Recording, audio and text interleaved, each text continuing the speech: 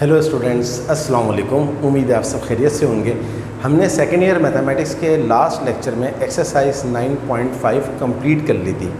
उसमें total 12 questions थे और हमने सारे ही क्वेश्चंस किए जैसा कि आपने लास्ट लेक्चर में देखा। आज हम शुरू करने के लिए जा रहे हैं एक्सरसाइज 9.6। 9.6 का जो मेन टॉपिक है वो है स्केलर प्रोडक्ट ऑफ 3 वेक्टर्स। कि अगर आप 3 वेक्टर्स का स्केलर प्रोडक्ट निकालें, फॉर एग्जांपल आपके पास 3 वेक्टर्स हैं ए बी सी, तो उसका जो फॉर्मूला होता है स्केलर प्रोडक्ट का वो होता है ए डॉट बी क्रॉस सी, यानी कि पहला वेक्टर उसका डॉट, बाकी 2 वेक्टर्स का क्रॉस। अब डॉट कैसे निकलता है, क्रॉस कैसे निकलता है, यही तो हमने लास्ट एक्सरसाइज में किया था। उसमें हमने बहुत अच्छी तरह डॉट प्रोडक्ट निकालना सीखा और बहुत अच्छी तरह हमने क्रॉस प्रोडक्ट निकालना सीखा। क्रॉस प्रोडक्ट बोलें या वेक्टर प्रोडक्ट बोलें, बात एक ही है। अच्छा, तो फॉर्मूला क्या बना, ए डॉट बी क्रॉस सी, या फिर इस फॉर्मूले को इस तरह भी लिख सकते हैं, ए स्पेस दें बी स्पेस दें सी। मतलब ये कि कहीं अगर आपको ए बी सी और इस तरह ब्रैकेट में लिखा हुआ नज़र आ रहा है, इसका मतलब यही होता है ए डॉट बी क्रॉस सी। ये बात आपके जहन में क्लियर होनी चाहिए कि इसका और इसका मतलब सेम है, लिखने का स्टाइल डिफरेंट है। चलिए स्टार्ट करते हैं। Question number 1, exercise 9.6। Prove that, कहता है साबित करो A plus B, B plus C, C plus A बराबर है 2 multiply by A B C. तो जैसा कि मैंने आपको अभी बताया कि स्केलर प्रोडक्ट ऑफ 3 वेक्टर्स को लिखने का एक तरीका ये है और एक तरीका ये है। तो असल में ये क्या है जो लेफ्ट हैंड साइड पर नज़र आ रहा है, scalar product of these 3 vectors A plus B plus C, C plus A. कहता है साबित करो ये बराबर है 2 multiply by scalar product of A B C. चलिए हम लेफ्ट हैंड साइड लेते हैं और लेफ्ट हैंड साइड के साथ वर्किंग करते हैं, तो एक वक्त आएगा कि ये राइट हैंड साइड बन जाएगा कम्प्लीटली। कैसे बनेगा यहाँ देखते हैं। टेकिंग लेफ्ट हैंड साइड हमारे पास क्या है, A plus B space B plus C space C plus A. अब इसको इस तरह भी तो लिख सकते हैं, A plus B dot B plus C cross C plus A. कैसे पता लगा, यहाँ देखिए ऊपर ये लिखा हुआ है ए बी सी, इसको इस तरह लिख सकते हैं ना, ए डॉट बी क्रॉस सी, यानी कि पहला वेक्टर, यहाँ पर पहला वेक्टर क्या है ए प्लस बी डॉट, दूसरा वेक्टर क्या है बी प्लस सी क्रॉस, तीसरा वेक्टर क्या है सी प्लस ए। तो क्वेश्चन में इस तरह दिया हुआ था, मैंने इसको इस तरह लिख लिया। बात एक ही है, ए की जगह पर ए प्लस बी आ गया, डॉट बी की जगह पर बी प्लस सी आ गया, क्रॉस सी की जगह पर सी प्लस ए आ गया। अब मुझे पता है कि स्केलर प्रोडक्ट का जो फॉर्मूला होता है वो होता है A dot B plus C. ये फॉर्मूला यहाँ ऊपर भी लिखा है, A dot B cross C, A dot B cross C. अब यहाँ पर मैंने बता भी दिया है कि भाई इस फॉर्मूले में जब आप ये फॉर्मूला लगाएंगे इसके ऊपर, तो यहाँ पर जहाँ पर ए रखा हुआ है वहाँ पर आप क्या रखेंगे, ए प्लस बी रखेंगे। जहाँ पर बी रखा हुआ है सेकंड वेक्टर, यहाँ पर क्या है बी की जगह पर क्या रखेंगे, बी प्लस सी रखेंगे। थर्ड वेक्टर जो सी है, सी की जगह पर क्या रखेंगे, सी प्लस ए। अब आपको पता है कि जनाब ए जो है वो ए प्लस बी है। ए प्लस बी को लिखने का एक तरीका और है, आई और जे की फॉर्म में। ए प्लस बी का मतलब है ए आई प्लस बी जे। ए स्टैंड करता है आई के साथ, बी स्टैंड करता है जे के साथ। बी की जगह पर आप लिख सकते हैं बी प्लस सी, यानी कि ये हो जाएगा बी जे प्लस सी के। सी की जगह पर लिख सकते हैं आप सी प्लस ए, यानी कि ये हो जाएगा सी के प्लस ए आई। तो अब हमने सब चीज़ें अरेंज कर ली हैं। आ जाए इस फॉर्मूले के ऊपर। ए हमारे पास क्या है, ए आई प्लस बी जे डॉट, ये डॉट डाल दिया। बी हमारे पास क्या है, बी जे प्लस सी के, उसके बाद क्या है क्रॉस डाल दिया। और सी हमारे पास क्या है, सी के प्लस ए आई। तो अब हम सबसे पहले क्या करेंगे, बोर्ड मास का वैसे भी रूल ये है कि पहले ब्रैकेट को आपने करना है और इसको आप इस तरह याद रख लीजिए कि पहले आप क्रॉस निकालेंगे फिर डॉट निकालेंगे। तो अब हम जानते हैं कि हमें निकालना है बी जे प्लस सी के क्रॉस सी के प्लस ए आई। तो यहाँ मैंने लिख भी दिया to find B J plus C के क्रॉस सी के प्लस ए आई। दो वेक्टर्स का क्रॉस निकालने का तरीका मैंने आपको क्या बताया, जो सबसे आसान मेथड होता है वो होता है डिटर्मिनेंट के ज़रिए। तो क्या किस तरह निकालेंगे डिटर्मिनेंट के ज़रिए, आई जे के लिख देंगे। तो पहले वाले वेक्टर में आई का कोफिशिएंट क्या है, आई हमारे पास है ही नहीं, तो आई का कोफिशिएंट नहीं है, आई नहीं है तो ज़ीरो आ जाएगा। जे का कोफिशिएंट क्या है बी, के का कोफिशिएंट क्या है सी। अब दूसरे वाले वेक्टर के अंदर आई का कोफिशिएंट क्या है ए, जे यहाँ मौजूद ही नहीं है तो यहाँ ज़ीरो आ जाएगा, और सी और के का कोफिशिएंट क्या है यहाँ पर सी। अब आप इसका डिटर्मिनेंट निकाल लें। डिटर्मिनेंट उसी तरह निकलता है जिस तरह मैंने लास्ट लेक्चर में बताया था, एक दफ़ा फिर बता देता हूँ। R1 यानी कि रो 1 को एक्सपेंड करें, पहले आई को बाहर निकालें तो रो 1 तो गायब हो जाएगी और कॉलम 1 गायब हो जाएगा। B into C B C minus zero into C something multiply by zero is zero. अगला वाला निकलेगा माइनस जे बाहर, zero into C zero, minus की साइन लगाएं, ए इंटू सी ए सी।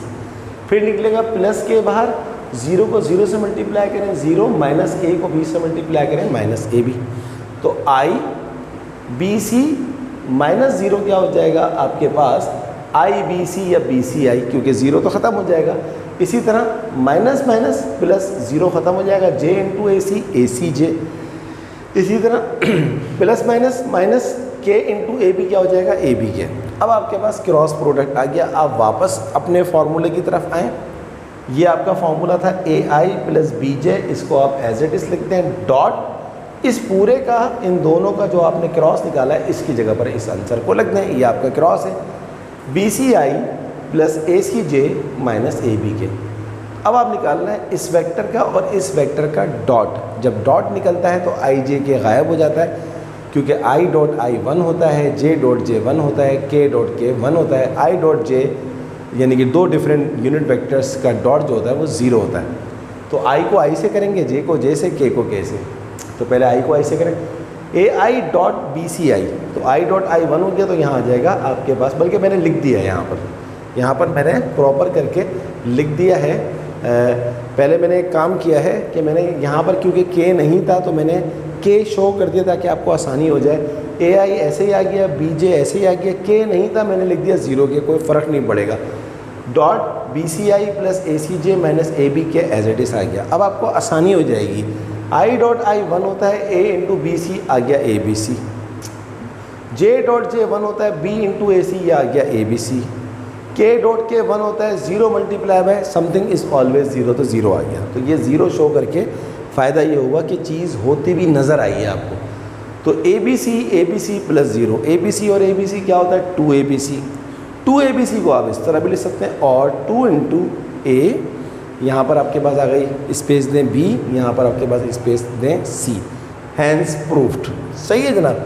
तो ये आपके पास प्रूफ हो गया कि A B plus B C, A B B plus C और सी प्लस ए बराबर किसके होता है two into A B C के। I hope you completely understand. देखें, एक सवाल को करने के बहुत सारे मेथड हैं, तो इसका एक और भी मेथड है कि चेंज ऑफ ऑर्डर के ज़रिए भी ये हो सकता है। तो अगर आपको इस वाले मेथड से समझ में ना आए तो चेंज ऑफ ऑर्डर से कर लीजिएगा। कमेंट बॉक्स में बता दीजिएगा कि सर आप इसको चेंज ऑफ ऑर्डर से करवाएं, तो मैं आपको चेंज ऑफ ऑर्डर से भी ये करवा दूंगा सवाल। चलिए जनाब, अब हम करते हैं क्वेश्चन नंबर 2। तो आई होप यू कम्प्लीटली अंडरस्टैंड कि कैसे प्रूफ किया और scalar product of three vectors को कैसे करते हैं। आगे चलते हैं। Let's have a look question number 2।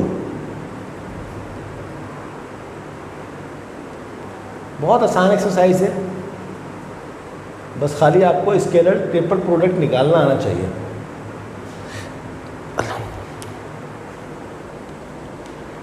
C question number 2।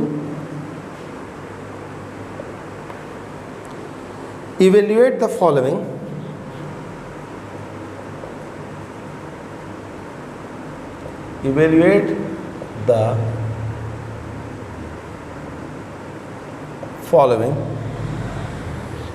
Scalar triple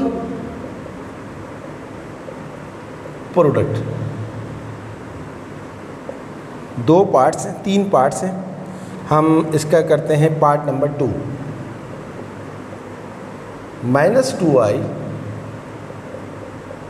plus K comma I comma minus I plus 2j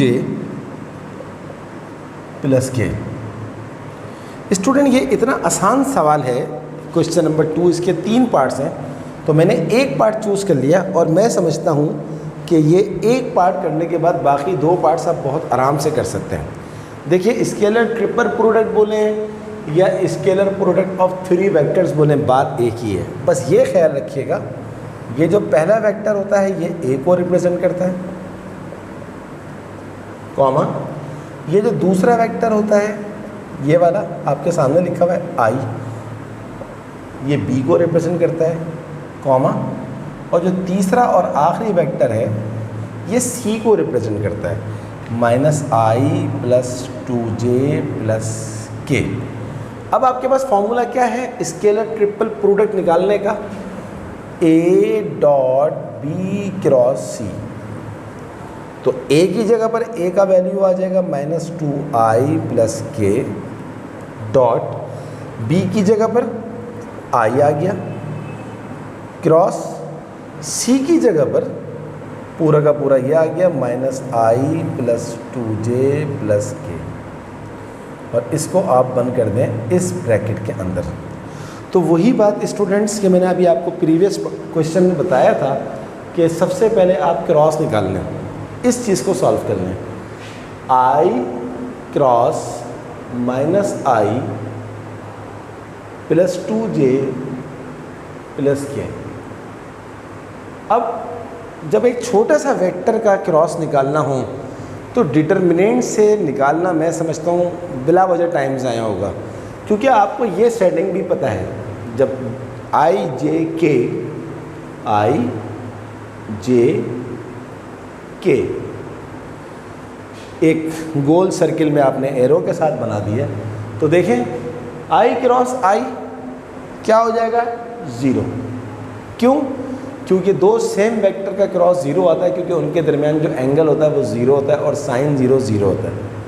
i cross j क्या होता है? k होता है, तो ये हो जाएगा plus 2k। i cross k अब आप उल्टा जा रहे हैं, जब उल्टा जाते हैं तो i क्रॉस k क्या हो जाएगा मेरे पास? माइनस j हो जाएगा। आपको ये सेटिंग समझ में आनी चाहिए। देखें, i क्रॉस j निकालेंगे k आएगा, j क्रॉस k निकालेंगे i आएगा, k क्रॉस i निकालेंगे j आएगा। लेकिन अगर आप उल्टा जाएंगे, अगर आप i क्रॉस k निकालेंगे तो माइनस j हो जाएगा, j क्रॉस i निकालेंगे माइनस k हो जाएगा, i क्रॉस k निकालेंगे माइनस j हो जाएगा। उल्टा जाएंगे तो साइन चेंज हो जाएगी। लेकिन अगर किसी बच्चे को ये चीज़ समझ में नहीं आ रही तो फिर वो डिटर्मिनेंट के मेथड से कर ले, अलाउ है, फुल मार्क्स मिलेंगे, कोई नंबर नहीं कटेगा। तो ये क्योंकि बहुत छोटा सा वेक्टर था तो इसको मैंने डायरेक्ट कर लिया। चलिए आ जाए इधर, माइनस 2i प्लस k का डॉट, दूसरा वेक्टर क्या आपके पास बचा? इन दोनों का जो आपने क्रॉस निकाला वो क्या आया? सिंपल 0 ख़त्म हो जाएगा, 2k माइनस j। तो यहाँ लगा दें 2k माइनस j। अब आप जानते हैं 2 वेक्टर का जो डॉट प्रोडक्ट होता है वो क्या होता है? i डॉट i 1 होता है, j डॉट j 1 होता है, k डॉट k 1 होता है। अब i डॉट i, यहाँ पर i मौजूद ही नहीं है, तो डायरेक्ट आंसर क्या हो जाएगा? 0। k डॉट k 2 1 जा, ये हो जाएगा 2। j डॉट j, यहाँ पर j है ही नहीं, तो इसका मतलब है ये भी 0 आ जाएगा। तो आपके पास फाइनल आंसर क्या आ गया? Just 2।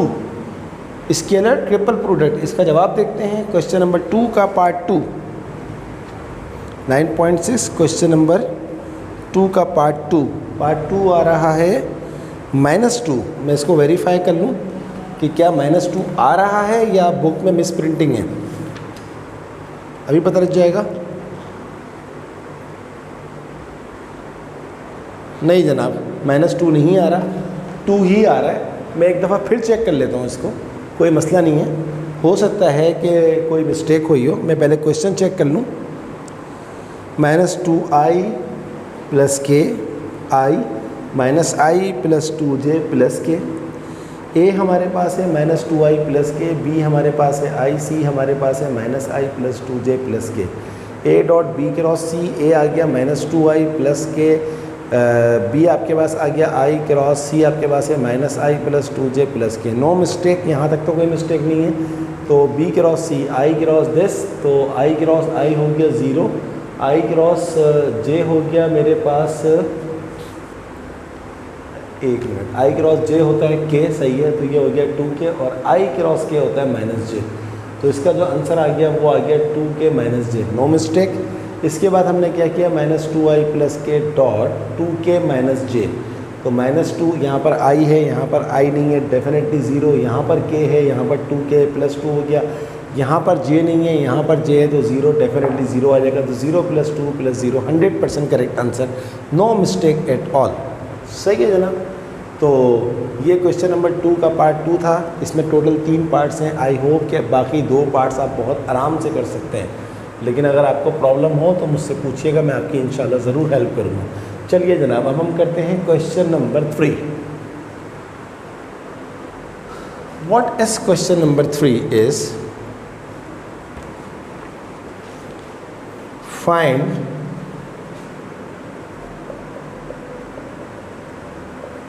Find the volume of the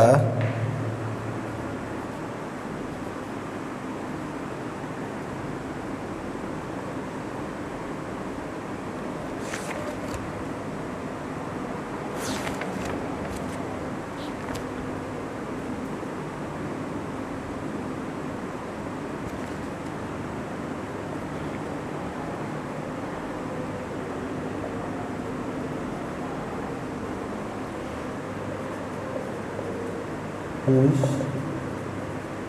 3 adjacent edges are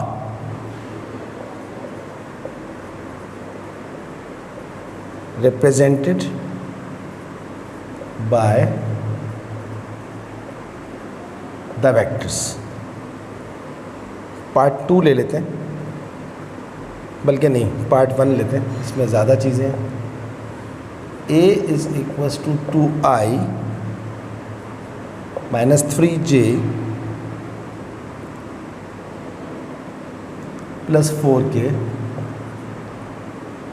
b is equals to i plus 2j minus k, c is equals to 3i minus j plus 2k। ये सवाल है जनाब आपके पास। आपके सामने एक वर्ड लिखा हुआ है, अजीब सा लग रहा होगा आपको। वॉल्यूम ऑफ द पैरेललोपाइप्ड, इसकी जो करेक्ट प्रोनाउंसिएशन है वो है पैरेललोपाइप्ड, और स्पेलिंग में यहाँ ओ नहीं है, यहाँ पर ई है। मैंने इस स्पेलिंग को चेक भी किया। तो ये सवाल तो बहुत आसान है कैलकुलेशन, बट थोड़ा सा पैरेललोपाइप्ड के बारे में एक इन्फॉर्मेशन। ये असल में इंग्लिश वर्ड नहीं है, ये है ग्रीक वर्ड। इसकी डेफिनेशन मैं लिखता हूँ यहाँ पर ताकि थोड़ा सा मज़ा आए काम करने में। Solid figure,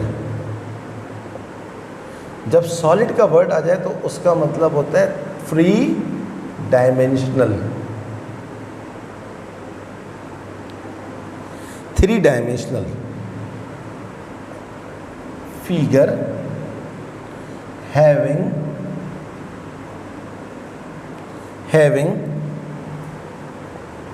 6 faces, all are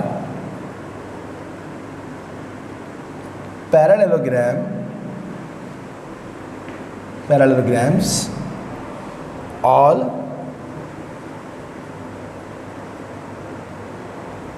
opposite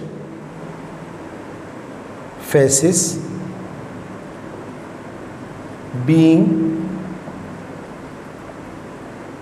similar and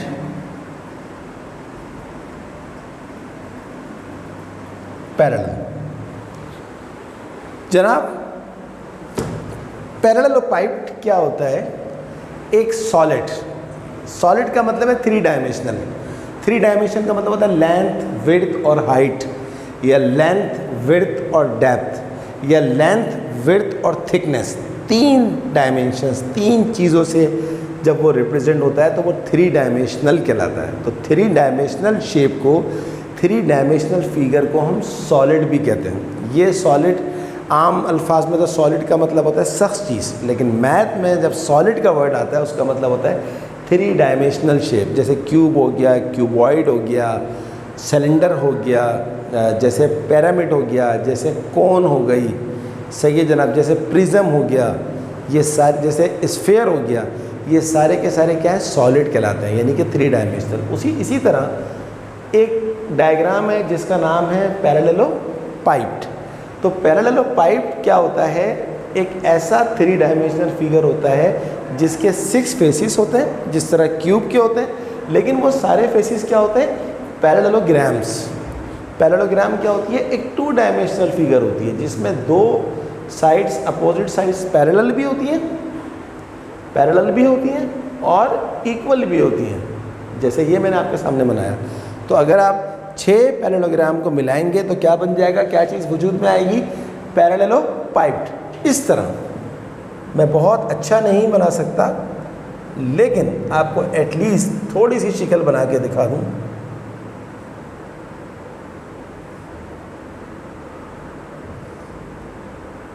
ये देखिए, कुछ इस तरह का होगा, इस तरह का, सही है जनाब, कुछ इस तरह का शेप होता है। तो 6 पैरेललोग्राम, 6 फेसिस, और सारे फेसिस क्या होते हैं? पैरेललोग्राम। और एक यहाँ पर बना के देखते हैं कि क्या ज़्यादा अच्छा यहाँ पर हो जाएगा,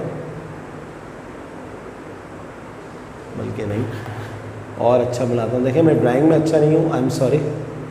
तो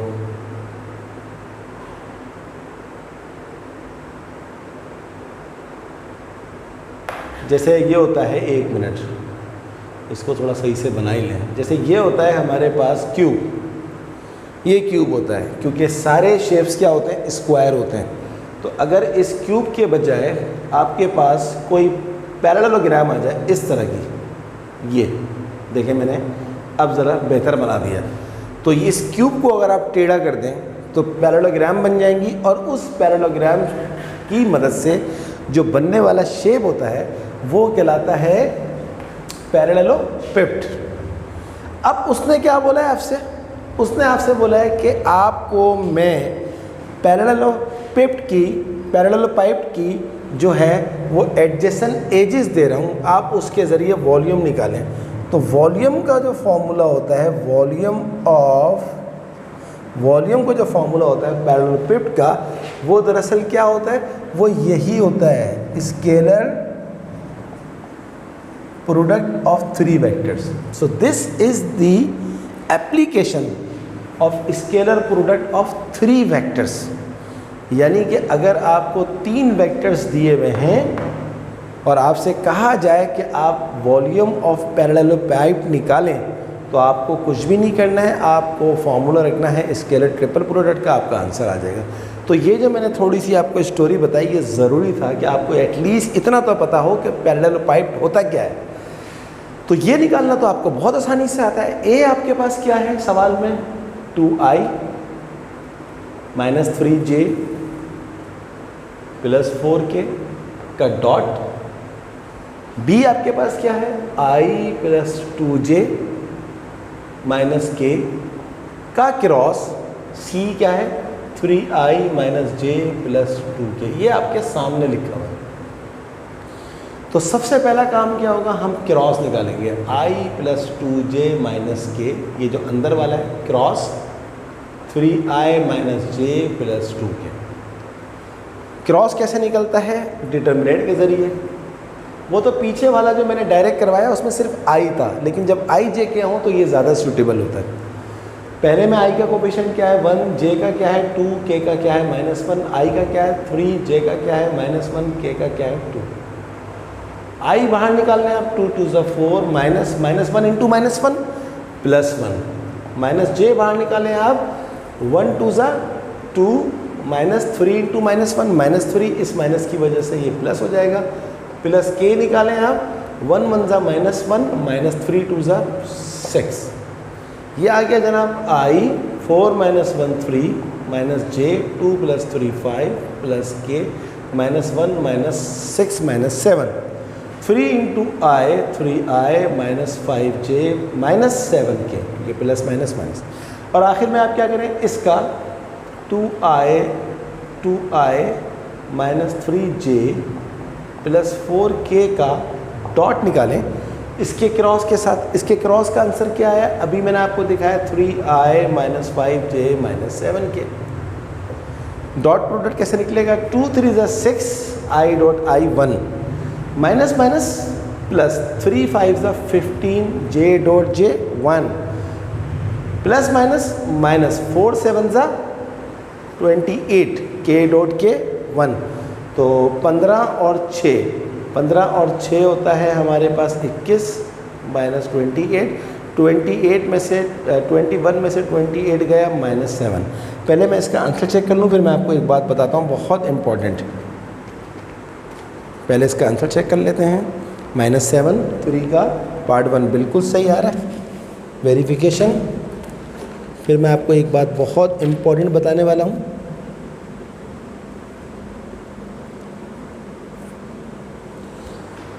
ये जनाब आपका आंसर आ गया। अब आपको एक बात जहन में बहुत इम्पॉर्टेंट आनी चाहिए, अगर नहीं आए तो वो अच्छी बात नहीं है। ये एक स्केलर प्रोडक्ट है, तो और वॉल्यूम जो है एक स्केलर प्रोडक्ट, वॉल्यूम जो है एक स्केलर क्वांटिटी है। वॉल्यूम जो है ये एक स्केलर क्वांटिटी है, और scalar quantity can never be negative. लेकिन हमारे वॉल्यूम का आंसर आ रहा है -7 और बुक में भी -7 आ रहा है। हम ये एग्ज़ाम में कर आएंगे, फुल मार्क्स मिलेंगे। लेकिन कॉन्सेप्ट तो ये है कि वॉल्यूम हो तो वॉल्यूम कभी भी नेगेटिव नहीं होता। तो इसका जवाब आपकी बुक के अंदर बहुत अच्छा लिखा हुआ है। ये जहाँ पर इसकी डेरिवेशन करवाई है, यहाँ पर लिखा हुआ है, मैं आपको यहाँ बता देता हूँ। यहाँ लिखा हुआ है +- v बराबर है a dot b cross c। ये कह रहा है कि वॉल्यूम पॉजिटिव भी आ सकता है, नेगेटिव भी आ सकता है। और यहाँ लिखा हुआ है according as theta is acute और ऑब्ट्यूस। अगर थीटा एक्यूट या ऑब्ट्यूस हो तो कह रहा है आंसर चेंज हो जाएगा। यानी कि ये कह रहा है कि आपके पास जो वो है वैल्यू है थीटा की, उसकी वजह से आपका आंसर जो है वो नेगेटिव पॉजिटिव हो सकता है। हम ये बात जानते हैं कि 4 क्वाड्रेंट होते हैं। पहले क्वाड्रेंट में सारे पॉजिटिव होते हैं, दूसरे क्वाड्रेंट में साइन और कॉसेक पॉजिटिव होता है, तीसरे में टेन और कॉट पॉजिटिव होता है, चौथे में कॉस और सेक पॉजिटिव होता है। तो उसी सेटिंग की वजह से ये -7 आ रहा है। तो एक जुमला अगर आप चाहें तो एक जुमला लिख दें, जुमला लिख दें अकॉर्डिंग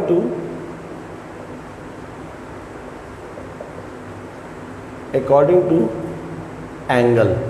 अब क्योंकि हमारे कोर्स के अंदर वो एंगल वाली सेटिंग नहीं है, तो इसलिए हम सिर्फ और सिर्फ यहाँ पर लाके ख़त्म कर देंगे और हमें एग्ज़ाम में पूरे मार्क्स मिलेंगे। मैं आपको इसकी और डिटेल बता सकता हूँ, मगर जैसा कि आप लोग जानते हैं कि अब टाइम बचा नहीं है डिटेल बताने का। तो बस आपको ये आना चाहिए, आपको पता लग गया है कि वॉल्यूम ऑफ पैरेललोपिड का मतलब असल में स्केलर प्रोडक्ट ऑफ 3 वेक्टर्स ही होता है।